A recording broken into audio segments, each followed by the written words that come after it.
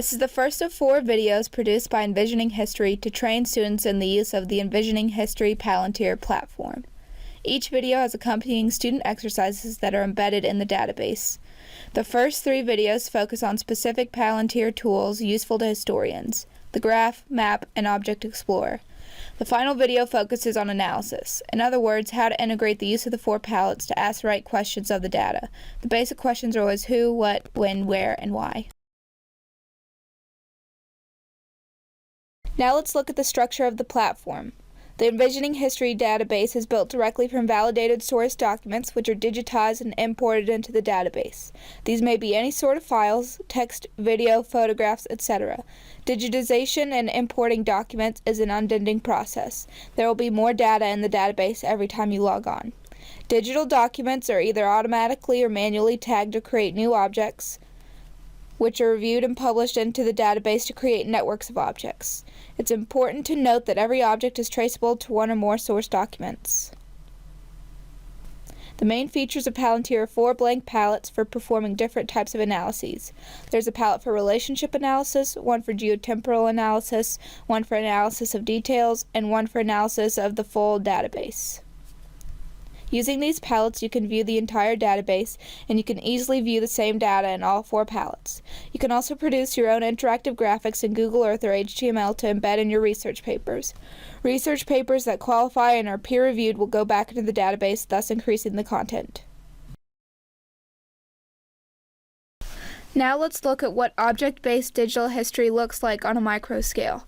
With this database structure, history becomes networks of events, people, places, organizations, and things.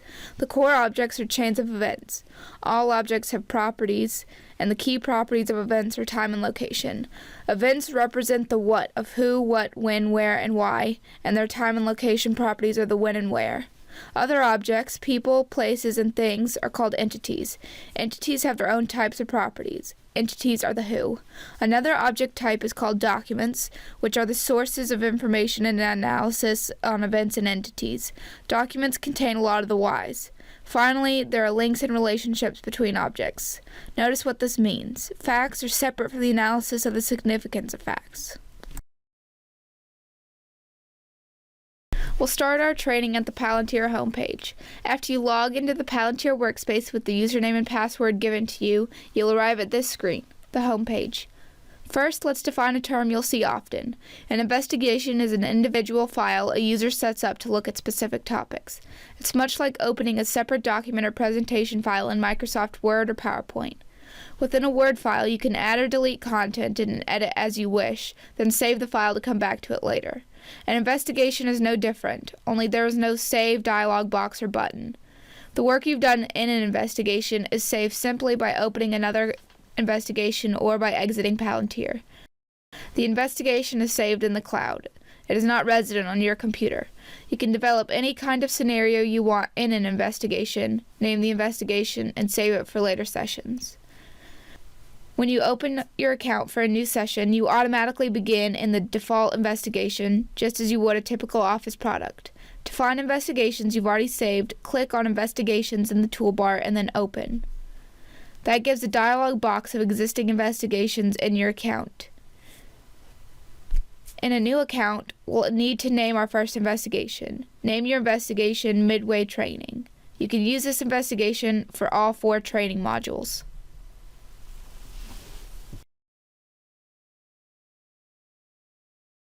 Now let's start in the first lesson, which focuses mainly on the graph application.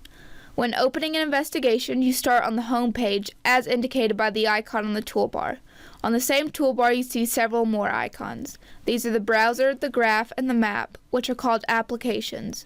One additional application you'll want to use is called Object Explorer. The Object Explorer may not be on your toolbar. If it isn't, simply add it as shown.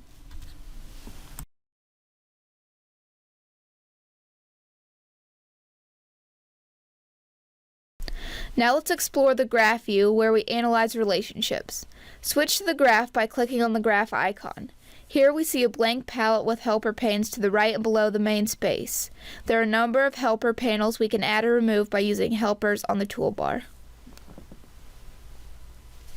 For now, we'll want to use 3 helpers: the histogram, the timeline, and the selection helpers.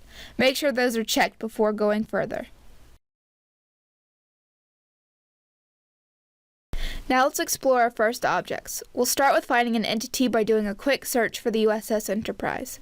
Click anywhere in the main space of the graph view to activate it, and type Enterprise. You see that the search engine finds many possible hits. We want the first one, so double-click on the one marked Add, and an icon with the American flag appears. Notice that the histogram and selection helper panels contain information about the Enterprise.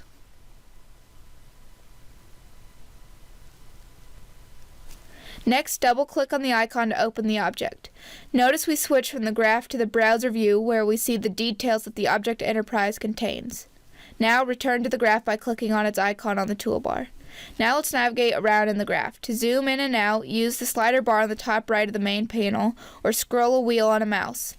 To move the panel left, right, up, or down, right-click and drag the panel anywhere you like. You'll need to do a lot of this in a few minutes. Next, let's use the full search bar at the top right. Type in Battle of Midway and Enterprise.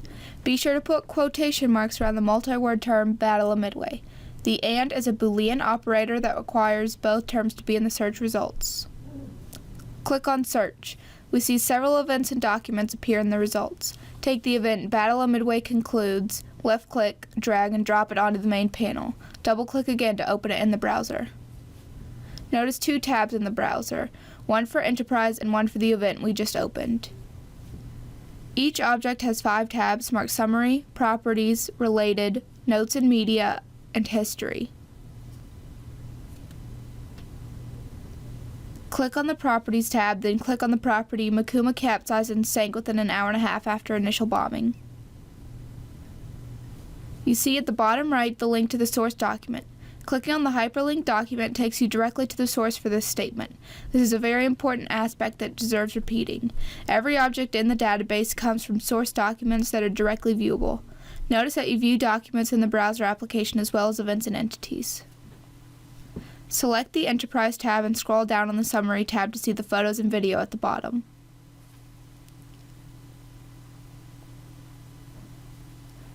Going back to the graph, notice that to move the icons around each other, you left-click on the object and drag where you want to place it.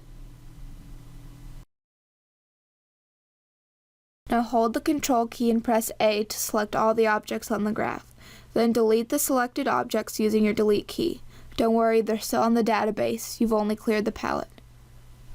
Now search again on just Battle of Midway. We see one of the events is the Battle of Midway. Drag and drop it onto the graph. Now you'll do something really interesting. First, place your cursor over the icon, then right-click.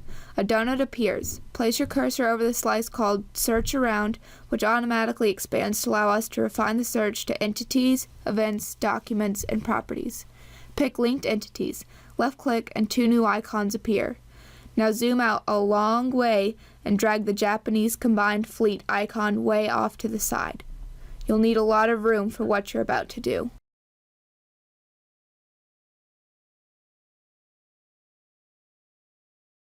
Now that we have the Japanese Combined Fleet separated, let's do 4 consecutive search arounds for linked entities. Don't left-click on anything, just right-click on any yellow icon each time. If you misclick, you can delete everything and start again.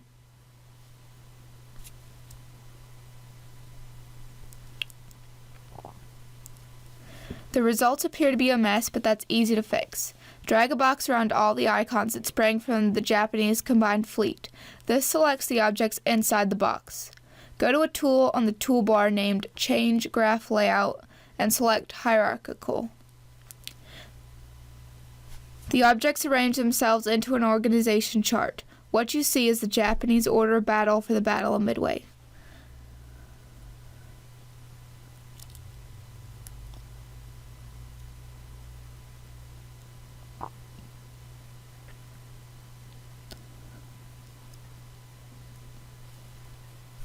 Looking at the entity properties, we see 3 dates for the property Date Lost Decommissioned.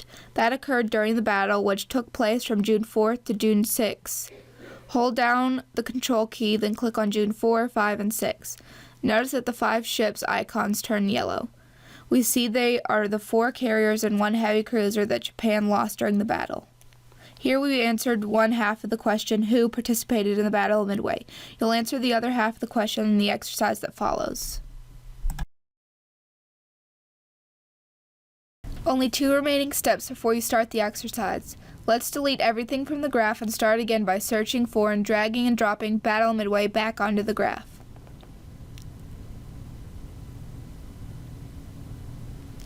We'll do another search round, but this time we'll select the events. In other words, we're asking what happened at the Battle of Midway. The histogram shows how many hits we have. Now change graph layout and select the sorted linear option. This puts events in a time sequenced line. Notice the timeline helper below shows the number of events for each day.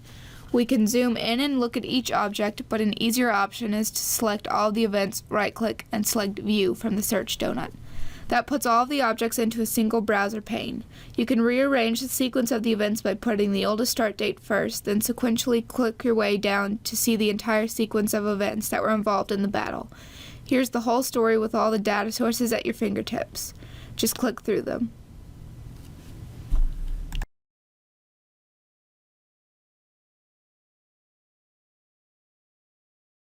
Back on the graph, draw a box around all the events to select them, then drag and drop them all together on the map icon in the top toolbar. The view switches to the map. You will see that events from the graph now show up on the map. You also see the event labels and clutter, but we'll clean that up in the next video, which focuses on the map space. As a final step in the video introduction, you'll see how to find and bring preloaded case studies from the central repository into your investigation. In the graph view, click on the Get Graph icon. You'll see several graphs to choose from. Click on Battle of Midway Case Study and select Add to Graph. The shared case study is now on your graph. Notice that there are 2 introductory videos. You'll get to see those during the exercise.